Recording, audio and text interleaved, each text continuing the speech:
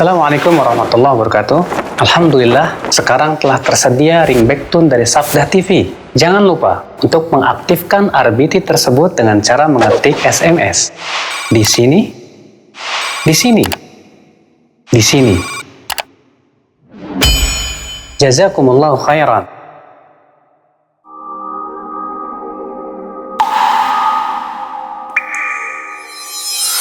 Sabda TV. Assalamualaikum warahmatullahi wabarakatuh.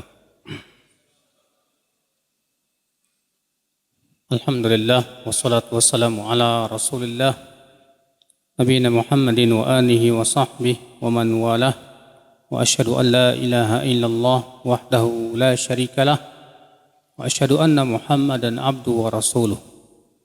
Qala Allah Ta'ala fi kitabihil karim, Ya ayyuhalladzina amanu taqullaha haqqa tuqatih wa la tamutunna illa wa antum muslimun, amma ba'd. Ikhwata Islam, azani Allah wa iyyakum.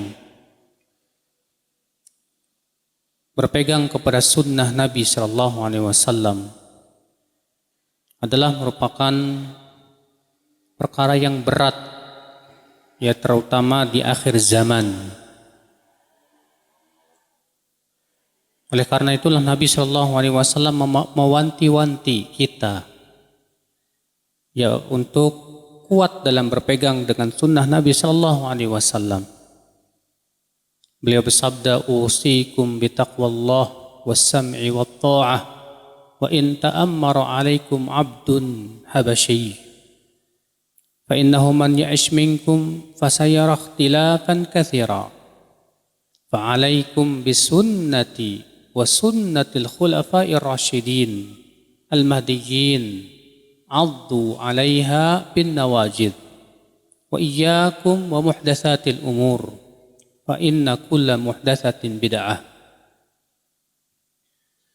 Kata Rasulullah SAW, aku wasiatkan kalian untuk senantiasa mendengar dan taat ya kepada pemimpin kalian walaupun kamu dipimpin oleh hamba saya Ethiopia. Sesungguhnya kata beliau, orang yang hidup di antara kalian nanti akan melihat perpecahan, perselisihan yang banyak. Nabi mengabarkan umat Islam akan berpecah belah. Nabi mengabarkan bahwa umat Islam akan bercerai-berai, berbeda akidahnya, pemahamannya, manhajnya. Lalu Nabi memberikan kepada kita solusinya. Apa kata Nabi SAW? Fa'alaikum bisunnati wa sunnatil khulafa'ir rasyidin al-mahdiyyin. Maka hendaklah kalian berpegang kepada sunnahku dan sunnah khulafa ar-rasyidin yang tertunjuki. Nabi SAW dalam hadis ini memberikan dua solusi di saat terjadi perpecahan umat Islam. Apa solusi itu Bapak sekalian? Yang pertama, Nabi bersabda, wajib atas kalian berpegang kepada sunnahku. Dan ternyata Nabi tidak mencukupkan sunnahku saja. Nabi menambahkan, wa sunnatul khulafa'ur rasyidin. Wa sunnatil khulafa'ir rasyidin. Yaitu dan sunnah khulafa ar-rasyidin. Siapa? Abu Bakar, Umar, Uthman, dan Ali. Sementara dalam riwayat yang lain Nabi SAW mengatakan, ma ana alaihi wa ashabi. Yang aku dan para sahabatku di atasnya. Berarti berpegang kepada sunnah sebatas sunnah tanpa pemahaman sahabat tidak cukup. Kenapa? Karena Nabi SAW tidak mengatakan dalam hadis tersebut, hendaklah kalian berpegang kepada sunnahku, titik, tidak. Tapi Nabi mengatakan, hendaklah di saat kalian berpecah belah itu berpegang kepada sunnahku dan sunnah khulafa'ur rasyidin. Kemudian Rasulullah menyebutkan, addu 'alaiha bin nawajid. Gigit ia dengan gigi geram. Kenapa? Dalam satu riwayat yang lain Nabi mengatakan, al-mutamassik bisunnati inda ikhtilafi ummati kal qabid 'alal jamr. Orang yang memegang sunnahku di saat umatku bercerai-berai, berpecah belah, itu seperti memegang bara api. Berat, Pak. Ketika umat Islam berpecah belah di zaman ini, Pak, masing-masing memikirkan solusinya masing-masing. Kebanyakan mereka berkata begini, udahlah kita bersatu saja, tidak perlu kita membahas akidah, nggak perlu bahas syirik, nggak perlu bahas bid'ah, nggak perlu bahas apa yang kata mereka ini semua bisa memecah belah umat Islam. Ternyata Nabi SAW tidak begitu. Nabi mengatakan, di saat kalian berselisih, peganglah sunnahku dan sunnah khulafa ar-rasyidin yang tertunjuki, gigit ya dengan gigi geram. Ini yang pertama. Yang kedua apa? Wa iyyakum wa muhdatsatil umur. Jauhi oleh kalian perkara-perkara yang baru. Fa inna kulla bid'atin dhalalah, karena setiap bid'ah itu sesat. Ya. Fa inna kulla muhdatsatin bid'ah, karena setiap yang baru itu bid'ah, kata Rasulullah. Ternyata solusi yang kedua di saat umat Islam bercerai-berai, berpecah belah, tinggalkan bid'ah. Sedangkan kalau kita di zaman ini, Pak, berbicara tentang bid'ah, sunnah, pasti kita justru dianggap apa? Pemecah belah ente. Ya tidak. Sementara Nabi menyuruh di saat berpecah belah itu tinggalkan bid'ah. Nah, beratlah kita jadinya. Makanya Nabi mengatakan, gigit ya gigi geram. Berat, panas, tapi itulah satu-satunya jalan keselamatan.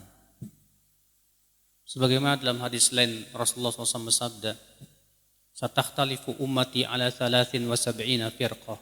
Umatku akan berpecah menjadi 73 golongan. Kulluhum finnar, semuanya di neraka, kata Rasulullah. Illa wahidah, kecuali satu. Nabi mengabarkan umat Islam berpecah belah menjadi berapa? 73. Nabi mengabarkan semuanya di neraka kecuali berapa? Ada satu riwayat yang menyebutkan semuanya masuk surga kecuali satu. Dengan lafadz yang kebalik. Namun ketahuilah bahwa itu lafadz yang palsu, yang batil. Telah dijelaskan oleh para ulama dalam kitab-kitab mereka. Yang sahih yang diriwayatkan oleh banyak para sahabat dan disahihkan oleh lebih dari 15 ulama, yaitu Nabi mengatakan semuanya masuk neraka kecuali apa? Satu. Nabi ditanya, siapa yang satu yang selamat ini? Kata Rasulullah, al-jamaah. Siapa al-jamaah? Kata Rasulullah apa? Ma ana alaihi wa ashabi, yaitu yang aku dan para sahabatku di atasnya. Berarti jalan kebenaran hanya satu, Pak. Apa itu? Yang dipegang oleh Rasulullah dan para sahabat. Maka saudaraku sekalian, ini menunjukkan kepada kita bahwa jalan kebenaran itu la yata'addad, tidak berbilang-bilang. Jalan kebenaran hanya satu, yaitu yang dipegang oleh Rasulullah dan para sahabatnya. Maka siapapun yang tidak mengikuti jalannya Rasulullah dan para sahabatnya, sungguh ia telah melenceng. Iya. Pemikiran manapun yang tidak sesuai dengan Rasulullah dan para sahabatnya bisa dipastikan itu pemikiran yang sesat. Pendapat siapapun yang tidak sesuai dengan pendapat Rasulullah dan para sahabatnya, pasti itu tidak benar. Kenapa? Karena Rasulullah sudah tegas menyebutkan bahwa jalan kebenaran yang Rasulullah sebutkan dalam hadis tersebut, yaitu yang aku dan para sahabatku di mana? Di atasnya. Namun tentunya Pak, untuk berpegang kepada sunnah Rasul dan sunnah sahabat ini tidak mudah. Nabi mengatakan abdu 'alaiha bin nawajid. Gigit ya dengan apa? Gigi geraham. Gigit. Kenapa Nabi menyebut gigi geraham, bukan gigi seri? Sebab kalau antum gigit pakai gigi geraham, itu yang paling kuat. Tapi kalau gigit gigi seri belum tentu. Tapi kalau digigit pakai gigi geraham, itu gigitan yang paling kuat biasanya. Artinya pegang ia kuat-kuat oleh kamu. Jangan dilepas. Pegang ia kuat-kuat sampai kamu meninggal dunia. Maka saudara-saudaraku sekalian, mempertahankan hidayah sunnah ini berat. Terutama mereka yang hidup di akhir zaman. Lalu bagaimana saudaraku agar kita bisa berpegang terus dengan sunnah Nabi sampai meninggal dunia? Ini penting. Ya, hidayah kepada sunnah mahal. Sampai-sampai ada seorang ulama salaf terdahulu berkata apa? La adri ala ayyi ni'mataini farihtu.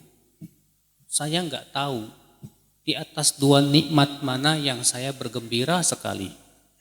Apakah di atas nikmat Islam atau di atas nikmat sunnah?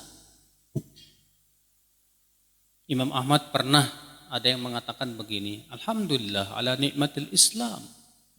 Segala puji bagi Allah atas nikmat Islam. Apa kata Imam Ahmad? Was sunnah.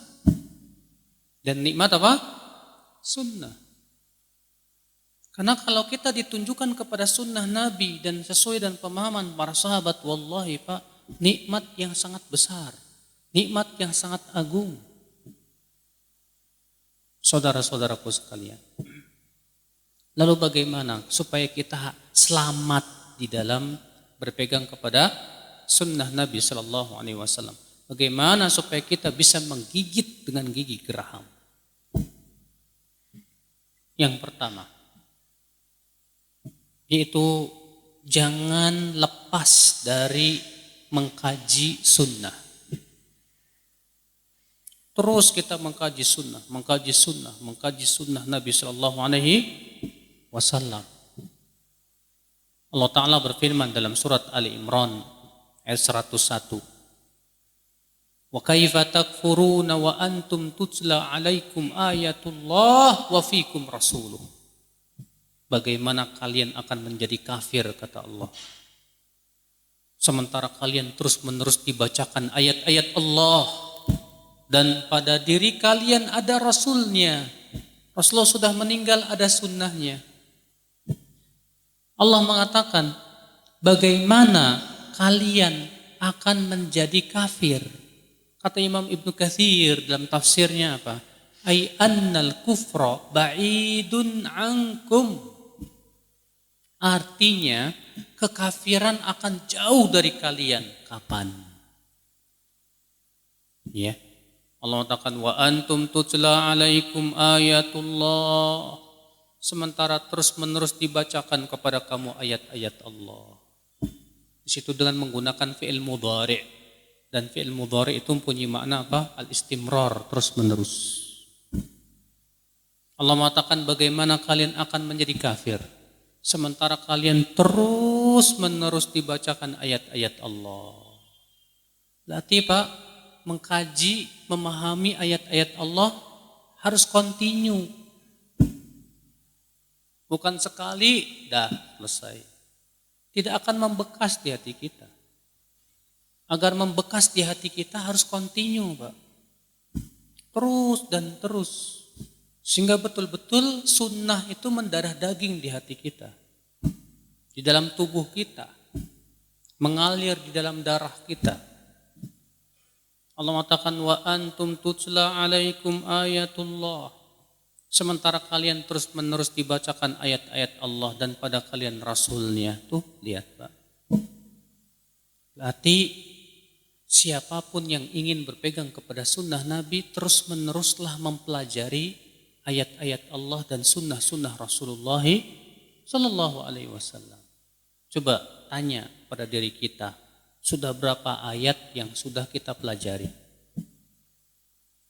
Sudah berapa hadis yang sudah kita kaji? Ini penting. Kita terus mengkaji dan mengkaji. Kita harus ada kajian rutin. Rutinkan Anda duduk di majelis ilmu. Kalau Anda bisa seminggu 2 kali, alhamdulillah. Kalau seminggu sekali, alhamdulillah. Tapi seminggu sekali itu termasuk jarang, Pak. Kalau bisa seminggu 3 kali lebih terus mengkaji. Kalau para sahabat tiap hari. Ini dia Umar bin Khattab berkata, kuntu ana wajarun li natanawat fil ilm.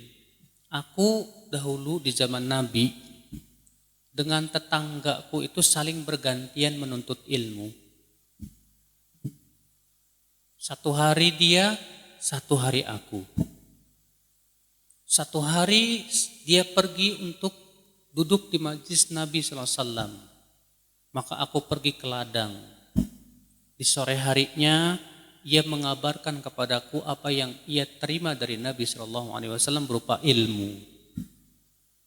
Keesokan harinya kata Umar, aku yang gantian pergi untuk duduk di majlis ta'lim Nabi SAW dan tetanggaku yang pergi ke ladang. Sore harinya aku memberitahu kepada saudaraku itu, tetanggaku itu tentang ilmu yang aku ambil dari Rasulullah SAW. Lihat para sahabat sampai-sampai saling bergantian untuk duduk di majelis ilmu dengan kesibukan mereka. Bahkan yang mengagumkannya lagi, Pak, Umar bin Khattab berkata apa? Saat itu ya hati kami sedang risau karena kami mendengar bahwa pasukan Ghassan hendak datang untuk menyerang kota Madinah. Apa kata Syekh Abdul Malik Ar-Ramadhani dalam kitab beliau? Ya, Madarikun Nadhar fi Siyasah. Lihat, saat mereka mendengar pasukan Ghassan mau datang untuk menyerang kota Madinah, dan pasukan Ghassan itu pasukan yang sangat kuat, Pak. Saat mereka sedang risau seperti itu, ternyata mereka tetap tidak meninggalkan menuntut ilmu. Tetap mereka duduk di majelis ilmu. Sementara kita terkadang, Pak, habis waktu kita untuk ngikutin apa? Berita. Sementara waktu untuk menuntut ilmunya sangat sedikit sekali. Lebih banyak mengikuti berita, apalagi lagi politik lagi panas gini. Ngikutin berita politik terus. Ya, kira-kira siapa yang menang ya? Kira-kira akhirnya apa? Puyeng sendiri, galau sendiri. Ya.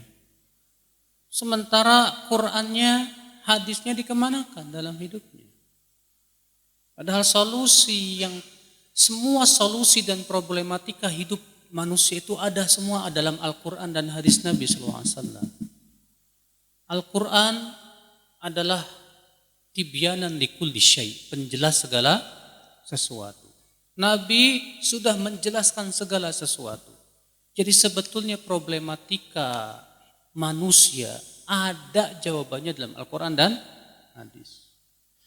Lalu kenapa kita berpaling dari Al-Quran dan hadis padahal Al-Quran dan hadis itu sumber obatnya, sumber solusinya? Maka kewajiban kita, Pak, pelajari dan pelajari. Lihat para ulama salaf terdahulu, bagaimana mereka terus mempelajari hadis-hadis Nabi Sallallahu Alaihi Wasallam. Mereka sangat haus mengkaji hadis-hadis Nabi SAW sampai mereka berjalan berbulan-bulan. Ini dia Jabir bin Abdullah mendengar ada satu hadis yang ia belum pernah mendengarnya, tapi disebutkan bahwa hadis tersebut yang meriwayatkannya Abdullah bin Abi Unaisah, tinggalnya di Syam. Maka Jabir beli unta satu, pergilah berjalan selama sebulan lamanya ke Syam. Sampai di Syam ketemu Abdullah bin Abi Unaisah, minta disampaikan hadis itu. Selesai itu pulang lagi langsung ke kota Madinah 1 bulan. Berarti bolak-balik berapa bulan? 2 bulan. Hanya karena 1 hadis, bayangkan. Hanya karena apa? 1 hadis Nabi Sallallahu Alaihi Wasallam. Demikian pula para ulama, mereka Masya Allah, Pak. Imam Ahmad bin Hanbal demi ingin mengambil ilmu dari Al-Imam Abdul Razak As-San'ani yang ada di San'a, di Yaman. Beliau berjalan dari Baghdad ke San'a, padahal perjalanannya berapa? Ribuan kilometer atau ya lebih dari 1000 kilometer. Jalan kaki, bayangkan. Nah, saudaraku sekalian, di zaman dahulu untuk mengambil hadis, mempelajari sunnah harus pergi jauh. Di zaman sekarang untuk mempelajari hadis mudah. Antum tahu tidak, Pak? Ada sebuah VCD mengumpulkan kitab-kitab hadis. Namanya Maktabah Syamilah. Itu Maktabah Syamilah itu VCD, Pak. Antum kalau mau cari hadis di situ gampangnya minta ampun. Tinggal masukkan fiil dalam hadis, misalnya antum mau cari hadis innamal a'malu bin niyat. Tulis saja di situ innamal a'malu bin niyat. Keluar. Disebutkan dalam kitab mana saja ada. Dalam Sahih Bukhari, Muslim, ini jelas. Tinggal klik aja, ketemu semuanya, Pak. Gampang zaman sekarang. Hanya di zaman sekarang ini, Pak, ketika wasilah dan kemudahan-kemudahan Allah berikan, ini menjadi hujah. Nanti Allah akan bertanya kepada kita, kenapa kamu nggak belajar sunnah? Coba apa alasan kita? Apa alasan kita di hadapan Allah nanti pada hari kiamat ketika Allah bertanya kepada kita, kenapa kamu tidak mengkaji Al-Quran dan hadis Nabi Sallallahu Alaihi Wasallam? Sementara semua sudah dimudahkan oleh Allah Subhanahu Wa Taala. Makanya subhanallah, Pak, ya, di zaman dahulu fasilitas itu susah. Al-Imam Ibnu Katsir buta gara-gara apa? Menulis hadis. Jadi beliau itu ya di malam hari cuma pakai lilin beliau menulis hadis. Akhirnya sampai buta beliau. Sementara kita enak. Lampu listrik terang, lampu belajar bisa diatur-atur, terang, gelap. Ya. Yang enggak ada cuma satu, semangat.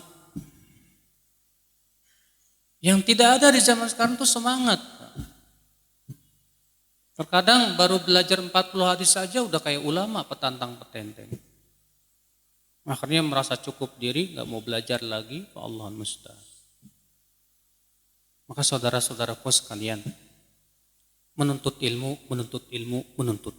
Itu yang ditekankan oleh para ulama. Ditekankan oleh Allah dan Rasulnya untuk terus duduk di majelis ilmu, mengkaji ilmu. Berapa banyak dalam Al-Quran anjuran-anjuran untuk menuntut ilmu Allah Subhanahu Wa Taala. Allah mengatakan yarfa'illahu alladhina amanu minkum walladhina utul ilma darajat. Allah mengangkat derajat orang-orang yang beriman di antara kamu dan mengangkat orang-orang yang berilmu di atas orang yang beriman beberapa derajat.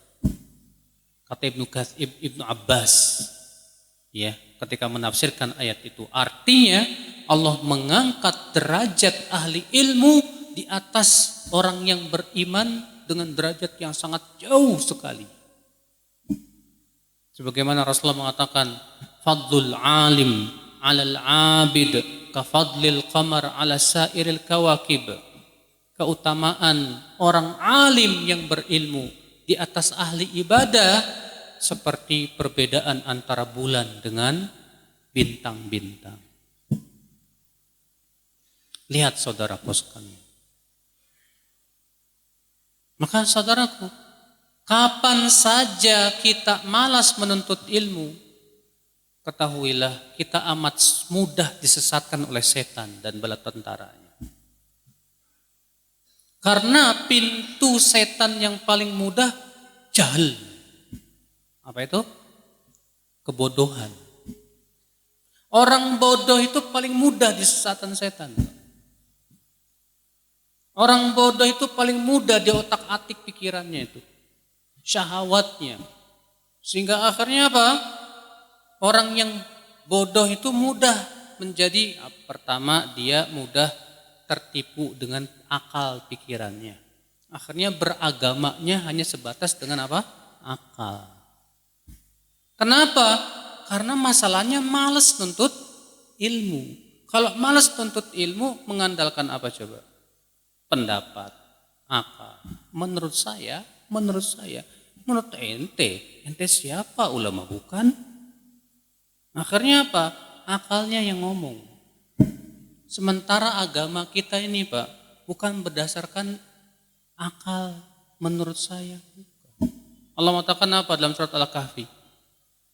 Qul hal unabbi'ukum bil akhsarina a'mala alladzina dhalla sa'yuhum fil hayatid dunya wa hum yahsabuna annahum yuhsinuna sun'a. Katakan, maukah kami beritahukan kepada kamu tentang orang yang paling merugi amalnya? Tuh, siapa orang yang paling merugi amalnya, Pak? Allah mengatakan, itu orang-orang yang tersesat usahanya di dunia. Sementara mereka menganggap sudah berbuat baik sebaik-baiknya. Mereka mengira sudah berbuat baik sebaik-baiknya. Allah mengatakan di situ, wahum yahsabuna annahum yuhsinuna sun'a. Mereka mengira bahwasanya mereka sudah berbuat baik, padahal mereka tersesat. Maksudnya apa? Mereka melihat kebenaran atau tidaknya itu hanya sebatas dengan dugaan, pendapat, perkiraan. Makanya Umar bin Khattab, sebagaimana disebutkan oleh Imam Al-Barbahari dalam kitab Syarh Sunnah, mengatakan apa? La udhra li ahadin. Iya. Tidak ada udzur bagi seseorang yang ia jatuh kepada kesesatan, hasibaha huda, yang ia kira itu petunjuk. Kata Syekh Saleh Fauzan ketika mensyarah perkataan Umar bin Khattab itu, kata beliau apa? Maksudnya beliau ini, tidak ada udzur bagi orang yang mencari kebenaran hanya sebatas dengan dugaan-dugaan tanpa dengan ilmu Allah, dasar, dalil, bukti. Maka dari itulah saudara-saudaraku sekalian, ya, kebodohan pintu yang paling empuk. Orang bodoh sangat mudah disesatkan oleh setan. Diriwayatkan dari Ibnu Syihab Az-Zuhri, beliau mengatakan apa? Satu ulama lebih berat bagi iblis daripada 1000 ahli ibadah yang tidak berilmu. Satu ulama lebih berat bagi iblis daripada orang siapa? Ahli ibadah tapi tidak punya ilmu. Kenapa? Ulama tahu halal, haram. Ulama tahu ini langkah-langkah setan atau bukan. Ulama berilmu mana jalan menuju surga, mana jalan menuju api neraka. Sementara ahli ibadah yang cuma pintarnya ibadah tapi tidak punya ilmu, sangat mudah dijerumuskan kepada bid'ah. Sangat mudah dijerumuskan kepada gurur, ketertipuan, merasa dirinya sudah banyak ibadahnya. Makanya Rasulullah SAW ketika mensifati kaum Khawarij, Pak, orang Khawarij itu ibadahnya mantap banget, Pak. Apa kata Rasulullah tentang orang Khawarij itu? Tahqiruna salatakum bisolatim wasiyamakum bisiyamihim. Kalian akan menganggap remeh solat kalian dibandingkan dengan solat mereka. Kalian akan menganggap remeh puasa kalian dibandingkan dengan puasa mereka. Kenapa? Karena orang-orang Khawarij itu ternyata ahli ibadah. Di saat Ibnu Abbas mendatangi kaum Khawarij, Harura, yang berkumpul di Harura namanya, Ibnu Abbas mensifati mereka apa Pak? Ternyata jidatnya hitam, tangannya kapalan, karena mereka sholat tahajud semalam suntuk nggak tidur, siang harinya tiap hari puasa, malamnya tahajud nggak tidur, siangnya apa? Puasa, nggak pernah buka. Itu sifat orang Khawarij yang luar biasa ibadahnya. Tapi apa kata Rasulullah? Karena kedangkalan ilmu mereka, kebodohan mereka terhadap Al-Quran dan hadis. Apa kata Rasulullah? Yamrukuna minad din. Mereka melesat dari agama. Kama yamruku sahmu minar ramiyah. Sebagaimana panah melesat dari apa? Buruannya. Rupanya mereka pahami Al-Quran dengan pemahaman sendiri. Makanya dalam riwayat Abu Daud, Rasulullah mensifati orang Khawarij apa? Yaqra'unal Quran. Mereka membaca Al-Quran. La yujawizu taraqiyahum. Tapi tidak sampai ke kerongkongan mereka. Apa maksudnya tidak sampai ke kerongkongan? Kata Rasulullah, yahsabuna annahu lahum wa huwa alaihim. Mereka mengira Al-Quran mendukung pendapat mereka padahal tidak. Kenapa bisa terjadi seperti itu? Karena kedangkalan pemahaman mereka. Karena mereka tidak mau merujuk ulama-ulama sahabat. Karena mereka tidak mau akhirnya mengandalkan pemahaman sendiri. Para sahabat pun disesatkan oleh mereka. Bahkan dikafirkan oleh mereka. Sahih. Nah ini bahaya Pak. Kalau antum comot Quran sendiri, hadis sendiri, pahami sendiri dengan pemahaman yang dangkal, akhirnya ulama antum salah-salahin. Ini ulama kok goblok ya? Padahal kamu, antum yang goblok gitu kan. Kenapa? Gara-gara pahami sendiri dengan keilmuan yang sangat dangkal. Ini bahaya saudara.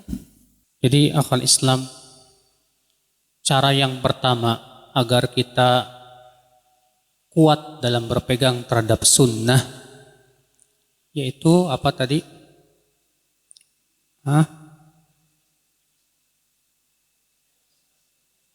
Jangan lepas mengkaji sunnah.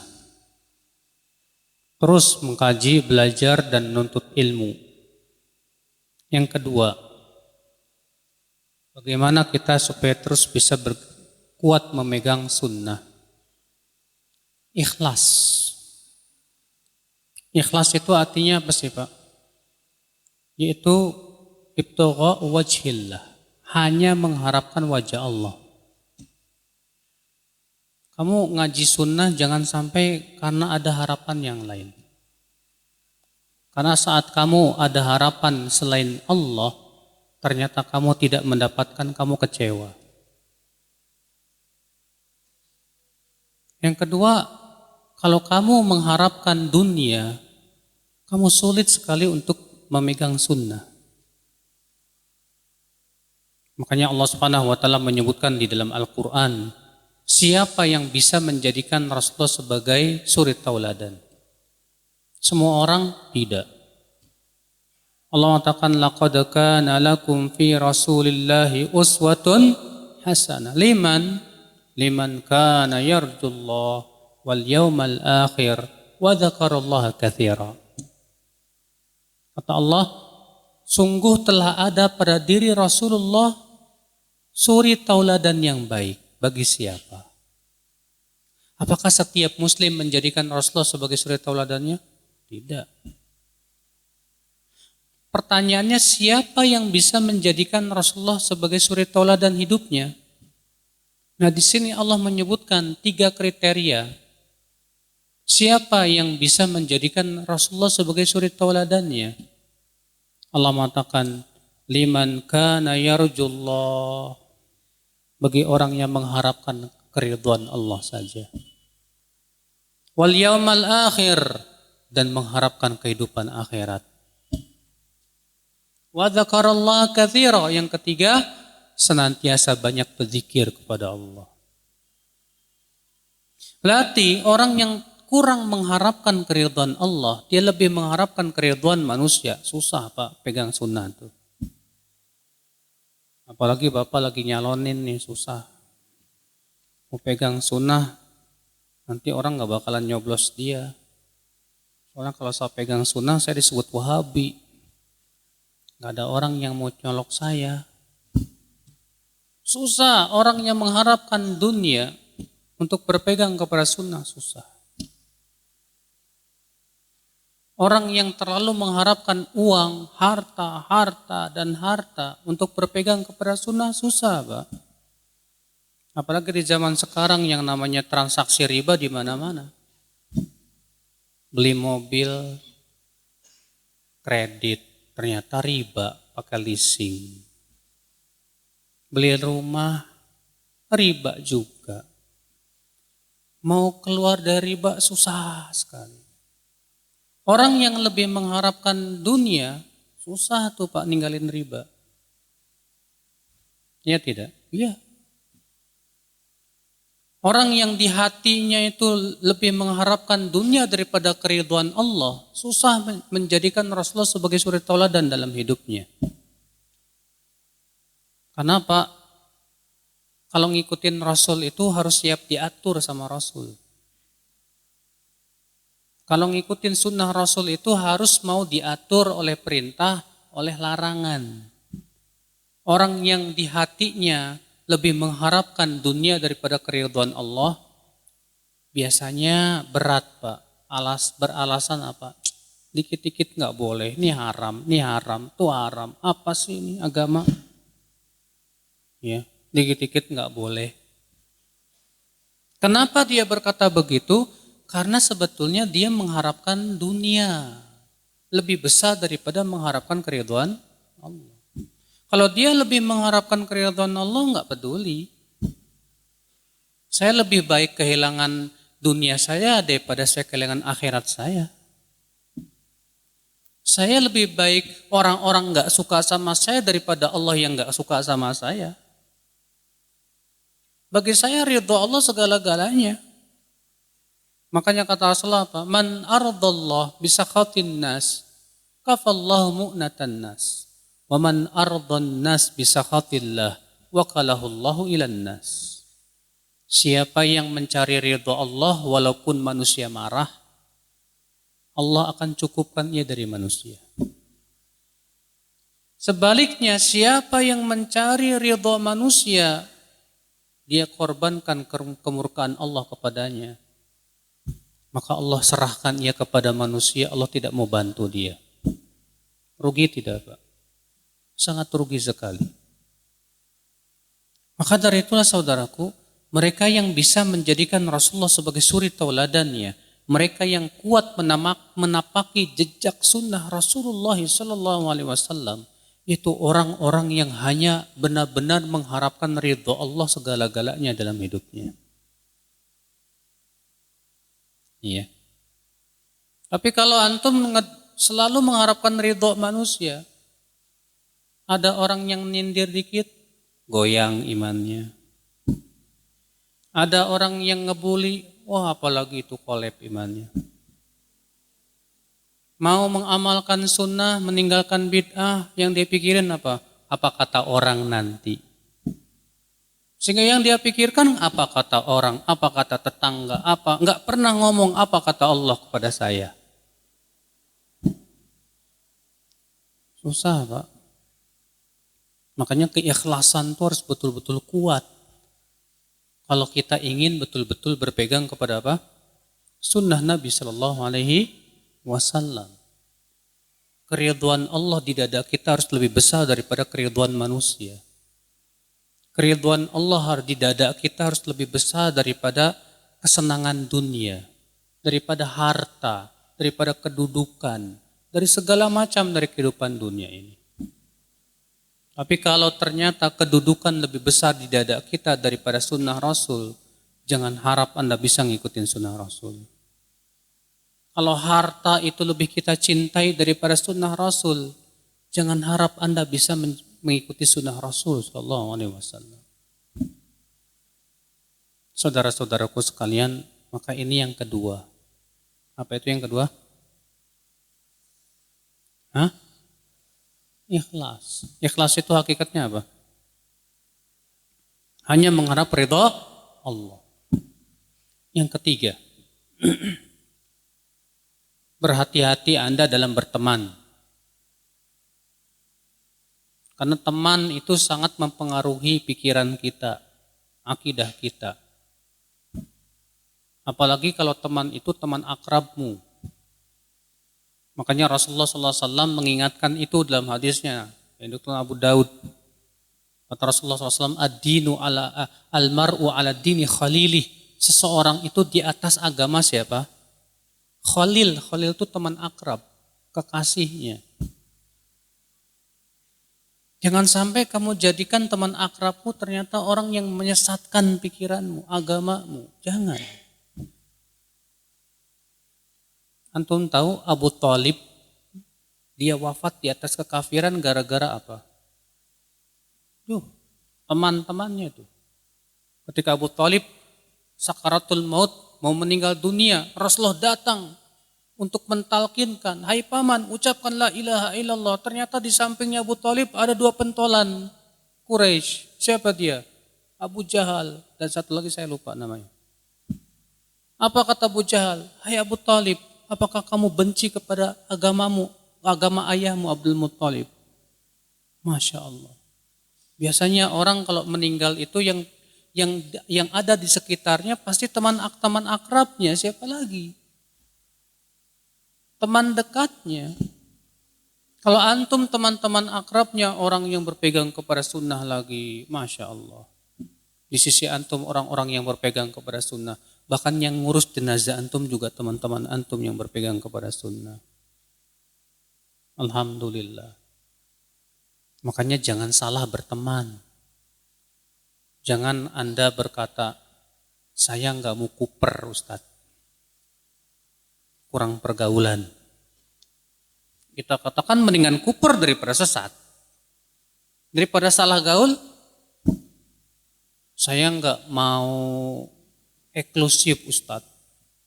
Saya mau gaul sama semua orang, saya mau eksklusif. Mendingan eksklusif tapi ente selamat daripada ente bergaul kepada semua orang malah tersesat. Maka dari itu saudaraku sekalian, banyak pemuda tersesat gara-gara takut ditinggalkan sama temannya. Nanti saya nggak punya teman, nanti gimana teman saya dan yang lainnya. Akhirnya tersesat jalan gara-gara temannya itu. Makanya Allah menceritakan dalam surat Al-Furqan ayat 27 tentang penyesalan penduduk api neraka yang masuk neraka gara-gara temannya itu. Allah mengatakan qala ya wailata laitani lam attakhidh fulanan khalila laqad adallani 'anidz dzikri ba'da idz ja'ani. Penduduk api neraka itu berkata, aduh, andaikan aku tidak menjadikan dia sebagai teman akrabku.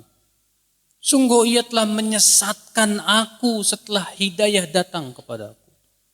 Gara-gara temannya masuk neraka. Akhirnya cuma bisa menyesal.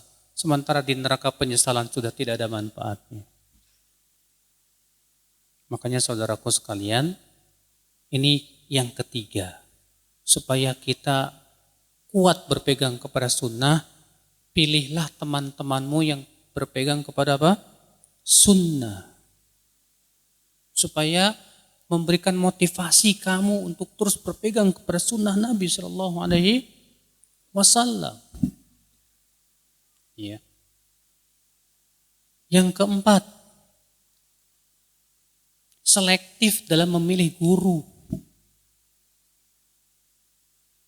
Kamu kalau ngaji, duduk di majlis taklim, gak boleh sembarangan.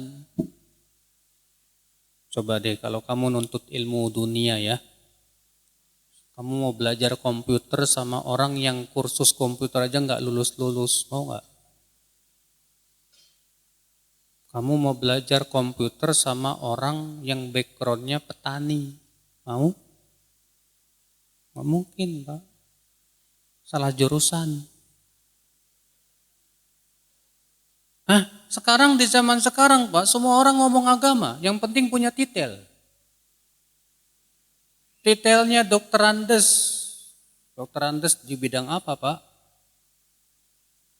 Dunia. Ceramah tentang agama, nggak pakai dalil, pakai rayu. Apalagi didukung, Pak, masjid-masjid di Indonesia itu pengen setiap Jumatnya itu beda-beda tuh ceramahnya. Udah yang penting ada titelnya dah, suruh ceramah, yang penting ngomong aja. Terbiasa ceramah, kebetulan retorikanya bagus, pintar ngomong, orang pada seneng, jadi tuh. Jadi deh, dai selebritis.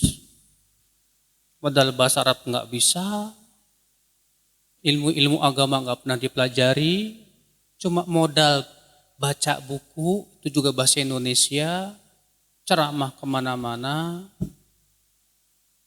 mulai berani berfatwa. Wah, ini menyesatkan banget, Pak. Itu yang justru Rasulullah khawatirkan.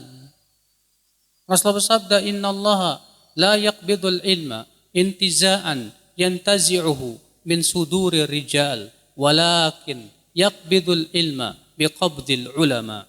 Hatta idza lam yubqi aliman ittakhadhan nasu ru'usan juhalan fasu'ilu fa'aftau bighairi ilmin fadallu wa adallu. Allah tidak mencabut ilmu dengan sekali cabut dari dadanya manusia, kata Rasulullah. Tapi Allah cabut dengan diwafatkannya para ulama. Sehingga ketika Allah tidak menyisakan lagi para ulama, orang-orang akan mengambil pemimpin-pemimpin agama yang bodoh. Mereka ditanya, mereka menjawab dengan tanpa ilmu, mereka sesat dan menyesatkan. Makanya hati-hati, Pak. Imam Al-Barbahari dalam kitab Syarhus Sunnah, beliau wafat tahun 327, berkata apa? Unzur rahimakullah, kullaman sami'ta kalamahu min ahli zamanika fala ta'jalanna. Lihat oleh kamu, setiap orang yang bicara tentang agama di zamanmu itu, jangan tergesa-gesa.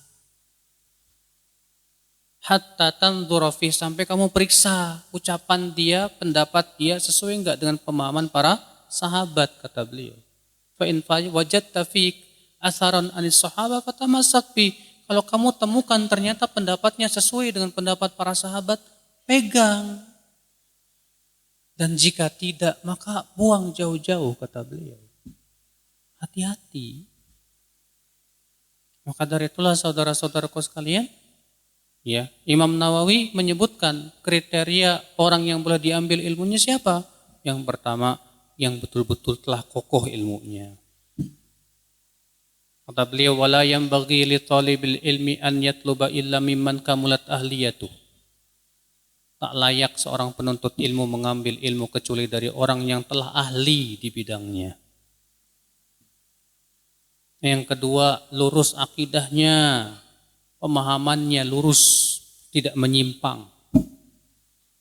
Sebagaimana Rasulullah bersabda dalam hadis yang dikutip Ibnu Mubarak dalam kitab Az-Zuhud, inna min asyratis sa'ah an yultamasal ilmu indal asagir. Di antara tanda hari kiamat, ilmu diambil dari al-asagir. Siapa al-asagir? Ditafsirkan oleh Ibnu Mubarak, hum ahlul bid'ah. Mereka ahli bid'ah, orang-orang yang menyimpang. Makanya Abdullah bin Umar berkata apa? Dinak, innama huwa damuk walahmuk. Agamamu jaga, ia darah dan dagingmu. Khudh anil ladzina istaqamu, ambil dari orang yang lurus. Wala ta'khudh anil ladzina malu, jangan ambil dari orang yang menyimpang. Hati-hati. Makanya gimana nih? Periksa dulu, lihat dulu. Di zaman Imam Ahmad, Pak, kalau ada yang mau ngaji sama seseorang, mau ngambil ilmunya, mereka duduk 2 bulan dan bertanya-tanya ke orang-orang tentang orang tersebut. Gimana ilmunya, siapa namanya, kepada siapa aja bergurunya, di mana saja ia berguru, bagaimana akidahnya, sampai-sampai yang ditanya berkata apa? Kamu ingin menikahkan dia dengan anak wanitamu? Sementara zaman sekarang seenaknya aja. Hanya dengan modal ambil baiknya, buang buruknya udah. Padahal dia sendiri belum bisa membedakan mana baik, mana buruk. Coba apa parameter Anda bagi Anda yang tidak punya ilmu untuk mengetahui ini baik dan buruk? Pasti sebatas ra'yu aja. Menurut saya ini baik, menurut ente siapa? Dalilnya, buktinya dia bawa dalil, orang Khawarij juga bawa dalil. Semua firqah pasti bawa dalil, Pak. Cuman pemahamannya bagaimana? Pemahaman Rasulullah dan para sahabatnya itu yang dijadikan parameter. Nah, saudaraku sekalian, hati-hati. Agar kita tidak menyimpang dari sunnah.